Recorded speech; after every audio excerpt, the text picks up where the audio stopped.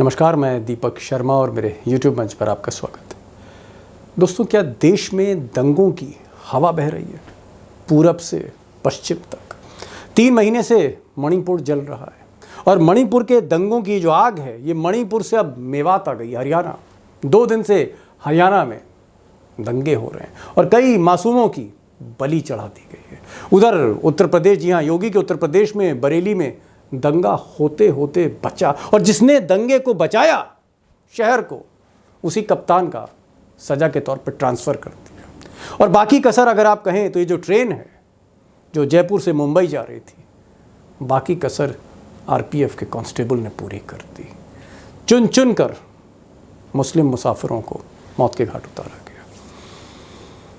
और हरियाणा की जहाँ तक दंगों की बात है तो हरियाणा में आज भी, गुरुग्राम में आज भी दुकानें जलाई जा रही हैं, आगजनी हो रही है, गोलीबारी हो रही है, दंगे हो रहे हैं सरकार की ठीक नाक के नीचे। और ये जो जज हैं, चीफ जस्टिस चंद्रचूड़, इन्होंने तो आज मणिपुर के दंगों पर मोदी सरकार को, मुझे लगता है कि ऐसा जलील शायद ही किसी जज ने किया। इन्होंने कहा कि मणिपुर में जो डबल इंजन की सरकार थी, जिस तरह से घटनाएं हुई हैं, ऐसा लगता है सरकारी नहीं थी। अब सवाल यह है कि अगर मणिपुर में हिंदू बनाम ईसाई के नाम पर दंगे हो रहे थे तो मेवात में सीधे सीधे हिंदू मुस्लिम है और बरेली में भी वही झलक है। महाराष्ट्र में जो ट्रेन में हुआ उसमें भी कहीं ना कहीं जो कॉमन थ्रेड है वो हिंदू मुस्लिम है। तो क्या देश में हिंदू मुस्लिम दंगा कराने की गहरी साजिश रची जा रही है? क्या कोई एजेंडा सेट किया जा रहा है 2024 का? और अगर मैं कहूँ कि जो तस्वीर उभर कर आई है 48 घंटों में इस देश में, उससे तो ऐसा ही लगता है कि आप जो कुछ देख रहे हैं वो एक ट्रेलर है 2024 की पिक्चर का। इस बेमतलब की हिंसा ने 2 होमगार्ड की अनुमति।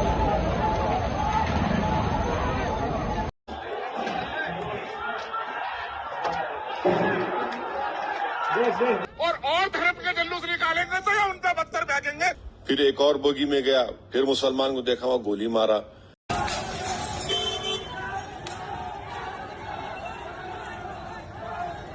अब दोस्तों, एक बड़ी अजीब सी बात है जो समझ से थोड़ा परे है कि जहाँ जहाँ ये घटनाएं हुई, जहाँ जहाँ दंगे हुए, जैसे मणिपुर, जैसे हरियाणा, मेवात, जहाँ पर हिंदू मुस्लिम खुलकर दंगा हुआ, या फिर आप कह सकते हैं महाराष्ट्र, जहाँ पर उस ट्रेन में चुन चुन कर मुसलमानों को निशाना जिन पर साधा गया, या फिर बरेली जहाँ पर कांवड़ियों ने कोशिश करी एक मुस्लिम इलाके में जाने की।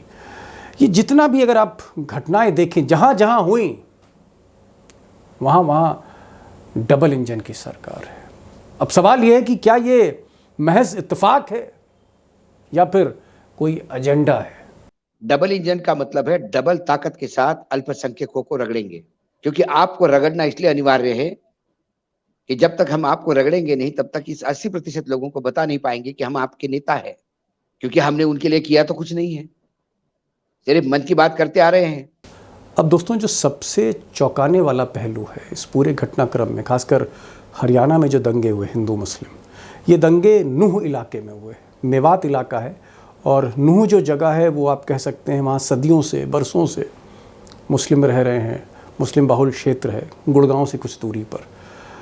अब यहाँ पर जिस तरह से दंगे हुए, ये जो जगह है आप कह सकते हैं कि देश की राजधानी दिल्ली से, जहाँ प्रधानमंत्री बैठते हैं, जहाँ पर गृह मंत्री बैठते हैं, सीट ऑफ पावर है, वहाँ से इस नूह की जो डिस्टेंस है 75-76 किलोमीटर है, 75-76 किलोमीटर।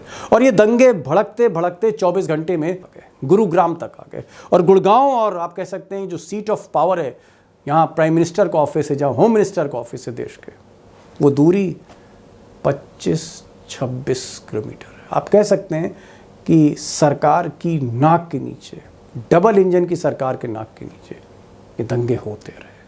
अब दोस्तों, हरियाणा में जो दंगे शुरू हुए मेवात इलाके में, यहाँ पर हिंदुओं का एक धार्मिक यात्रा निकल रही थी। उस धार्मिक यात्रा पे पथराव हुआ, फिर आगजनी हुई, फिर गोली चल गई, फिर कई मासूमों की जान चली गई और दंगा बढ़ता ही चला गया, भड़कता चला गया, आग फैलती चली गई। सवाल यह है कि लोगों का कहना है, जानकारों का कहना है कि इन दंगों को शर्तिया रोका जा सकता था। It could have been stopped. ये दंगे होते ही नहीं। दरअसल कई दिनों से माहौल को गर्म किया जा रहा था इस यात्रा को लेकर, इस हिंदुओं की यात्रा को लेकर। और एक साहब है वहाँ पर, मोनू मानेसर। जी हाँ, मोनू मानेसर सरकार के चहेते हैं। मोनू मानेसर जो हैं ये 2011 में ये बजरंग दल में आ गए थे और उसके बाद इन्होंने लगातार कई ऐसे भड़काऊ वीडियो फेसबुक पे, ट्विटर पे डालने शुरू कर दिए। कोई रोकने वाला था। ये वीडियो डाल रहे थे, कोई रोक नहीं रहा था। पुलिस ने आंख बंद कर ली थी, कोई कार्रवाई नहीं हुई। और ऐसा कहा जा रहा है कि मोनू मानेसर ही एक तरह से, अगर वो ये वीडियो ना डालता, चैलेंज ना करता, तो दंगे नहीं होते। लेकिन कमाल की बात देखिए कि मोनू मानेसर को गिरफ्तार करने की जगह, एक्शन लेने की जगह, जो हरियाणा के होम मिनिस्टर हैं अनिल विज, कैमरे पर मोनू मानेसर को क्लीन चिट दे रहे हैं। क्योंकि सोशल मीडिया पर ये पहले से चल रहा था। मोनू मानेसर जो है वो चैलेंज दे रहा था। देखिए, मोनू मानेसर का इससे कोई ताल्लुक नहीं है। अब दोस्तों, ये जो दंगे थे जो सोमवार से शुरू हुए नूह से, इनको सोमवार की रात ही रोका जा सकता था, लेकिन दंगे धीरे धीरे भड़कते गए। आज मंगलवार को भी ये दंगे हो रहे हैं, जारी है। कुछ देर पहले ही मुझे पता लगा, किसी ने फ़ोन करके बताया कि दुकानें जलाई जा रही हैं, रेस्टोरेंट जलाए जा रहे हैं, कारें अभी भी फूकी जा रही हैं, खुलेआम बच्चे, लड़के असलहा लेके फायरिंग कर रहे हैं और जो अधिकारी वो कह रहे हैं सब कुछ शांत है। सवाल इस बात का है कि ये दंगे भड़कते भड़कते गुड़गांव कैसे पहुंच गए।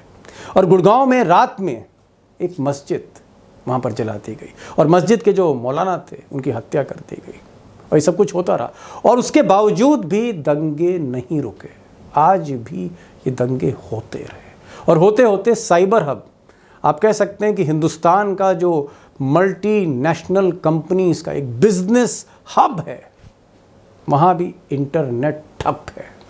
ये मैसेज हम पूरी दुनिया को दे रहे हैं जिस तरह से दंगे हो रहे हैं कि जो मल्टीनेशनल्स का हब है, जहाँ हर बड़ी कंपनी का हिंदुस्तान में मुख्यालय, वहाँ भी काम बंद है। स्कूल बंद हैं गुड़गांव में, कॉलेज बंद हैं, बाजार बंद हैं, दंगे हो रहे हैं।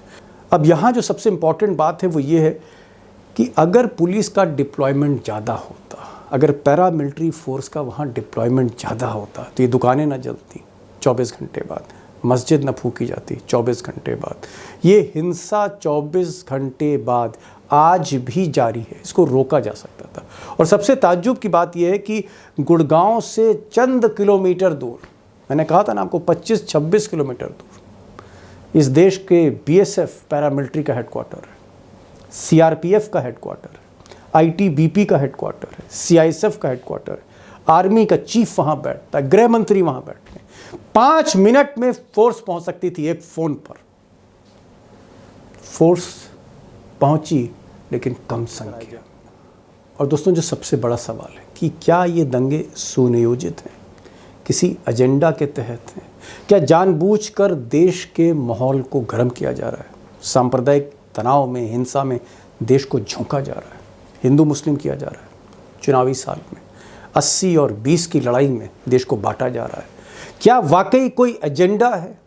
क्या ये चुनावी एजेंडा है? एजेंडा सेट हो रहा है? और क्या जो आप देख रहे हैं, जो मैंने पहले कहा, क्या ये ट्रेलर है और पिक्चर अभी आना बाकी है?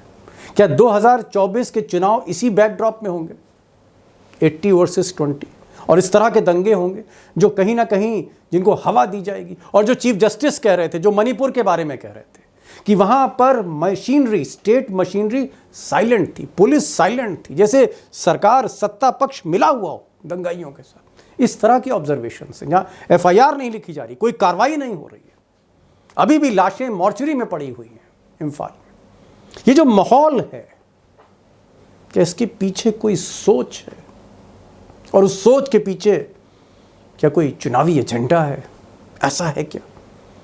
मुझे लगता है इसको डिकोड करना बहुत ज़रूरी है। और आज टाइगर के साथ मैं कोशिश करूंगा कि जो सबसे बड़ा सवाल, इसकी तह में जाऊं। और मैं ज़्यादा समय नहीं लूँगा, मैं सीधे टाइगर के पास चलूँगा, क्योंकि बहुत इंपॉर्टेंट सवाल, उनके जवाब मुझे आपके सामने रखने हैं इस कार्यक्रम में।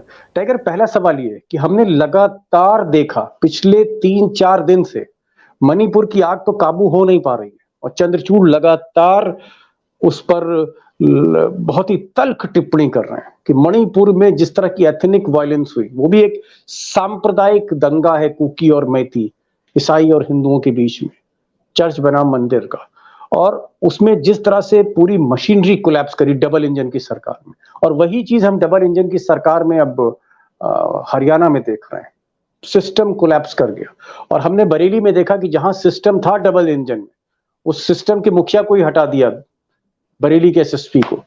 हमने जयपुर मुंबई ट्रेन में भी देखा जो घटना हुई, चुन चुन कर वहां पर जो मुस्लिम मुसाफिर थे उनको टारगेट किया गया, उनको आइडेंटिफाई किया गया कि मुस्लिम हैं, उनके कपड़ों से या जैसे भी, और फिर उनको गोलियों से छलनी किया गया। ये जो सारा घटनाक्रम है बहुत विचलित करता है, बहुत डिस्टर्बिंग है ये पूरा सीक्वेंस, और कहीं कहीं ऐसा लगता है कि 2024 में ये ईस्ट वेस्ट नॉर्थ साउथ हो रहा है, कहां मणिपुर, कहां हरियाणा का मेवात, कहां मुंबई, कहां बरेली। क्या आपको लगता है कि ये सब कुछ ऑर्केस्ट्रेटेड है? आपको लगता है कि इसके तार कहीं ना कहीं जुड़े हैं? आपको इसमें एक कॉमन थ्रेड दिख रही है, एक धागा दिख रहा है इसके अंदर, एक कॉमन धागा? आपको लगता है कि क्या ये एक ट्रेलर है और पिक्चर अभी आना बाकी है? ये पिक्चर की शुरुआत है सर, ट्रेलर नहीं है। ये पिक्चर की शुरुआत है। ये है वो गुजरात का मॉडल जो देश पे लागू हो रहा है। जी, गुजरात मॉडल। इंडिया को जला के इंडिया का मुकाबला करने का प्रयास हो रहा है। इंडिया को जलाकर, इंडिया को जला के इंडिया का जी। मुकाबला होने जा रहा है। अच्छा, विपक्ष का मुकाबला। जी जी, बड़ी बात कही आपने। यही हो रहा है। यदि मैं ये मेवात का दंगा देखूं, ये मेवात का बेल्ट है पूरा, ये रायसीना हिल जहां हमारे राष्ट्रपति आदरणीय रहते हैं, उस रायसीना हिल से मेवात शुरू होता है और राजस्थान तक जाता है।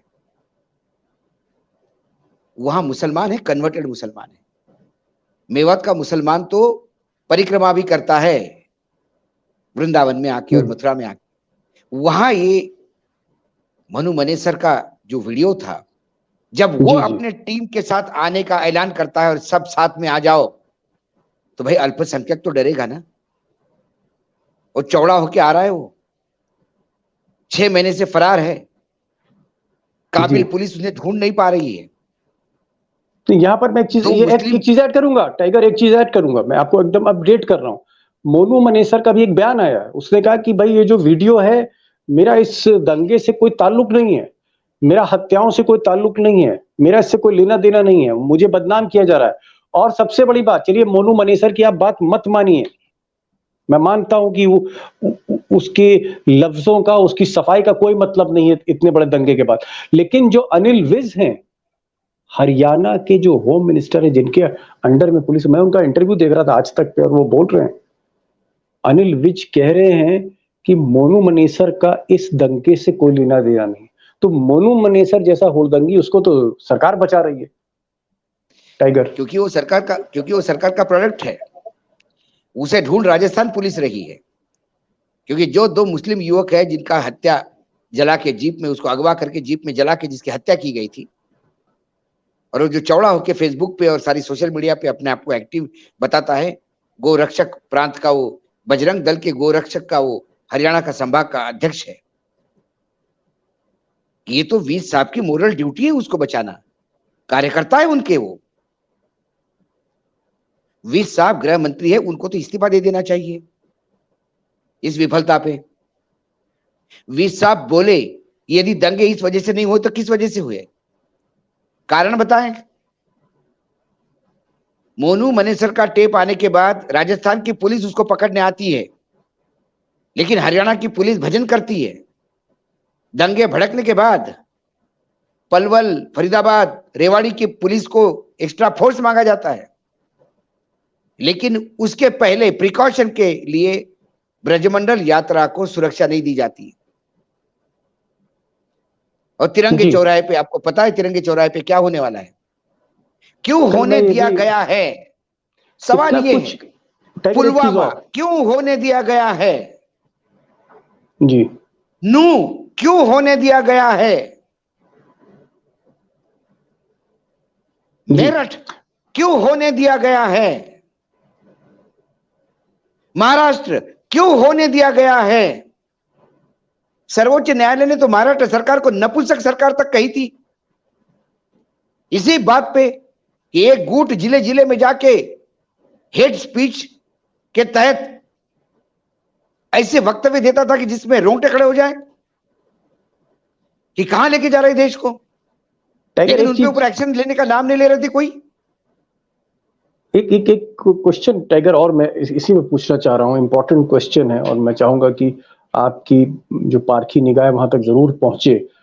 जब चलिए मान लिया कि मोनू मनेसर ने एक भड़काऊ वीडियो बनाया, उसका एक रिएक्शन हुआ और मेवात में दंगा हो गया, लेकिन उसके बाद हरियाणा में इतनी पुलिस है, गुड़गांव दिल्ली से सटा है, गुड़गांव का मतलब ही दिल्ली है, राजधानी है, इतनी फोर्स, इतनी मिलिट्री, इतनी पैरामिलिट्री, बीएसएफ का हेडक्वार्टर यहां पर, सीआरपीएफ का हेडक्वार्टर यहां पर, आईटीबीपी, सीआईएसएफ, सारे हेडक्वार्टर्स यहां पर सेना का चीफ बैठता हो, इतनी फोर्स होने के बावजूद मेरा जो सवाल है वो ये है कि इतनी फोर्स होने के बावजूद फिर रात में घटना हो गई गुड़गांव में, चंद किलोमीटर मस्जिद जला दी गई, वहां पर मस्जिद में जो मौलाना थे उनकी हत्या हो गई वहां पर।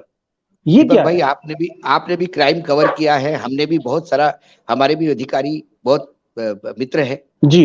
होता क्या है कि यदि जातीय दंगे हो गए तो पूरा राज्य उस जगह पे निगरानी बढ़ाता है जो हॉटस्पॉट्स है, जहां दंगे भड़क सकते हैं, तुरंत वहां गश्त हो जाती है, वहां धारा 144 लगाई जाती है, प्रिकॉशन लिया जाता है।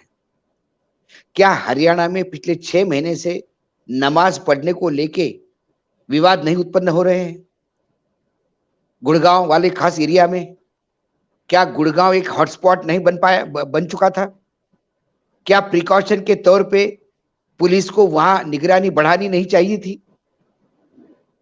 क्या पुलिस ने ये होने दिया? मैं बार बार कह रहा हूं, यदि मोनू मनेसर को टेप का कोई इसमें रोल नहीं तो फिर रोल किसका है ये 20 सा बताएं। जी। यदि पॉलिटिकल हॉट डिस्कशन के कारण उसने गोली चला दी, वो अंधभक्त था और वो कहता है हिंदुस्तान में रहना हो तो मोदी और योगी कहना होगा, और गोली चला देता है, पैसेंजर को शूट करता है, और आईजी सिन्हा साहब जो है रेलवे प्रोटेक्शन फोर्स के, वो वक्तव्य देते हैं कि वो मानसिक रूप से थोड़ा सा प्रॉब्लम है उसको। तो जिस मानसिक रूप से प्रॉब्लम आदमी को जिसका है, उसको आपने हथियार कैसे दे दिया? हथियार ऐसे नहीं किसी के हाथ में दिए जाते, काउंसलिंग होती है वहां पे जी। रेगुलर काउंसलिंग होती है।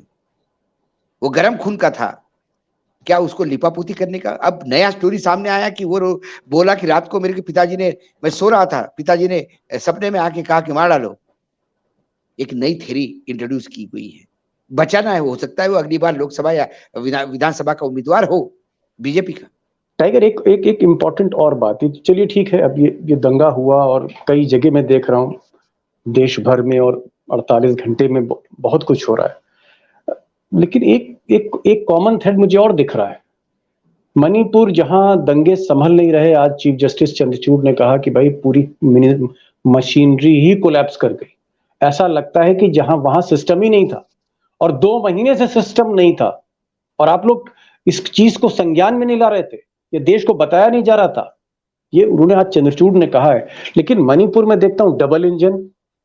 बरेली में जो घटना हुई, जिसको एसएसपी ने वहां बचा लिया बरेली में, वहां भी बहुत बड़ा दंगा प्लान हो रहा था जिसको बाद में हटा दिया, वहां भी डबल इंजन है। उत्तर प्रदेश में जो ये आरपीएफ का जो कांस्टेबल है जिसने फायरिंग करी जयपुर मुंबई ट्रेन में, वो महाराष्ट्र, वो भी डबल इंजन की सरकार है। और हरियाणा भी डबल इंजन की सरकार। गुजरात से निकलते हुए उसने वापी के बाद हत्या की है जी। तो कुछ लोग वापी में गुजरात में मरे होंगे, कुछ लोग महाराष्ट्र में मरे होंगे। डबल इंजन की सरकार है। जी, डबल इंजन।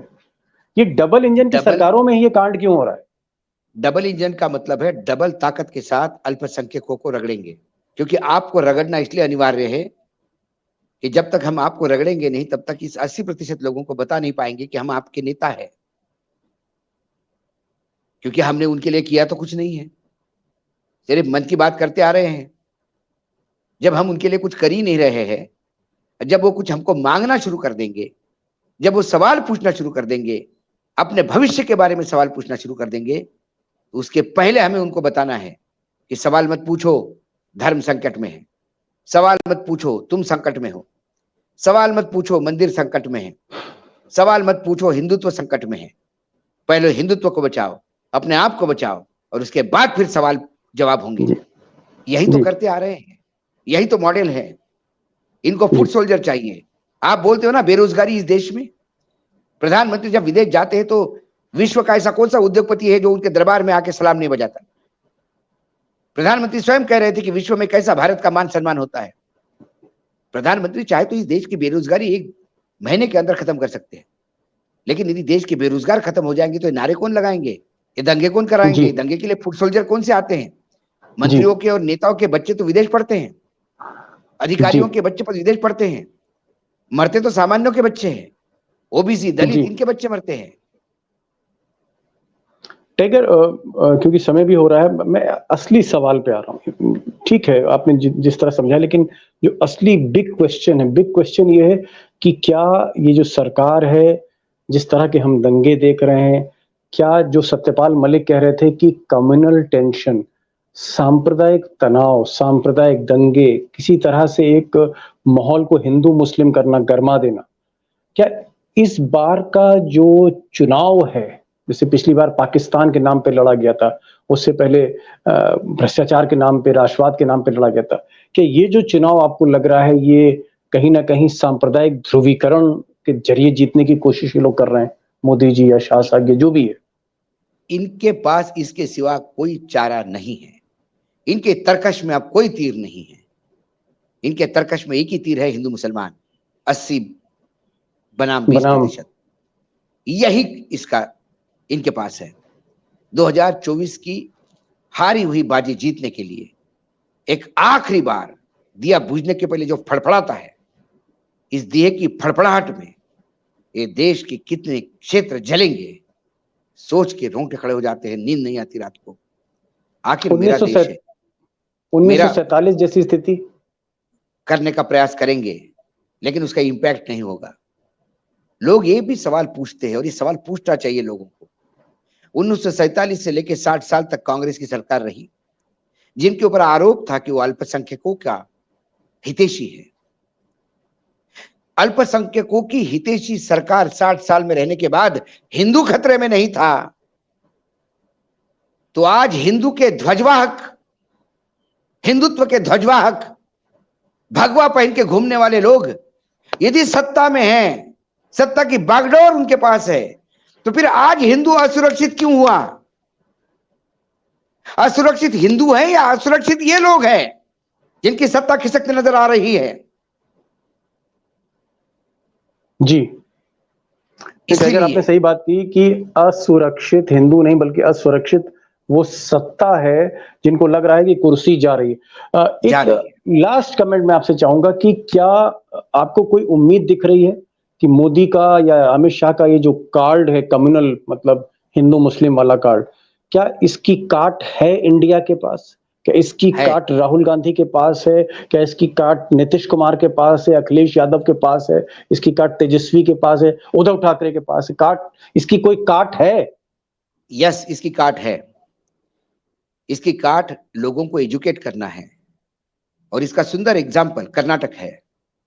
कर्नाटक में बजरंग बली के नाम से बटन दबाने के लिए कहा था।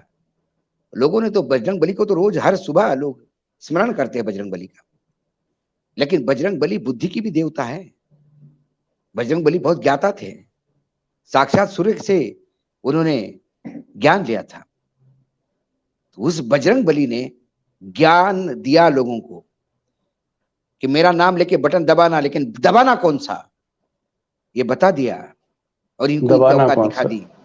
एक मैं आपको बता दूं, आज पटना हाई कोर्ट ने क्लीन चिट दे दी, मतलब ग्रीन सिग्नल दे दिया जाति गणना को, बिहार सरकार को। ये जाति गणना, ये कमंडल जो है, ये मंडल की तोड़ है। इस 80% को जब ये पता पड़ जाएगा, इस 80% में 2% लोग हैं जो राज करते हैं, और बाकी नारे लगाते हैं 78% से नारे लगा के उनकी शहादत करवाते हैं। इस 80% के लोग पूछेंगे कि हिंदुत्व की सरकार में एक दलित गॉगल क्यों नहीं पहन सकता? यदि मैं 80% में हूं तो फिर मैं घोड़ी पे क्यों नहीं बैठ सकता? जी। यदि मैं 80% हूं तो मेरे पिता की लाश मुझे एम्बुलेंस में नहीं कंधे पे क्यों लानी पड़ती है? यदि मैं 80% हूं तो मेरे बहन की इज्जत लूटने के बाद एफआईआर दर्ज करने के लिए मेरे को पिता को क्यों करनी पड़ती है? ये 80% सवाल पूछेंगे,